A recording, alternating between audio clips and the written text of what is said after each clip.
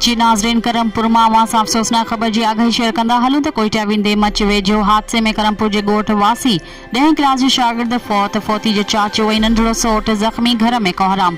मिलियल ॼाण मूजिब तालके खानपुर करमपुर जे ॻोठ हाजी मोहम्मद बख्श जाफ़री रहवासी ग़ुलाम नबी जाफ़री, इम्तियाज़ अली जाफ़री, मासूम निंगर, शाहज़ेब अली जाफ़री कोच ज़रिए कोयटा वञी रहिया हुआ त मच वेझो मुसाफ़िर कोच जो मज़दा सां ज़ोरदार टक्कर थी पियो। हादसे जे नतीजे में 15 मुसाफ़िर ज़ख़्मी थी पिया।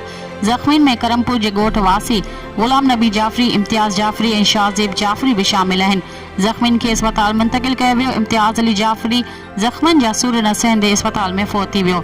इतला मिलंदे ई फ़ौती इम्तियाज़ जाफ़री ऐं ज़ख़्मी ग़ुलाम नबी जाफ़री ऐं शाहज़ेब जाफ़री जे घर में कोहराम अची वियो। आख़िरी इतलान ताईं फ़ौती शागिर्द जो लाश ऐं ज़ख़्मीन खे अबाणे ॻोठ आंदो पियो वञे।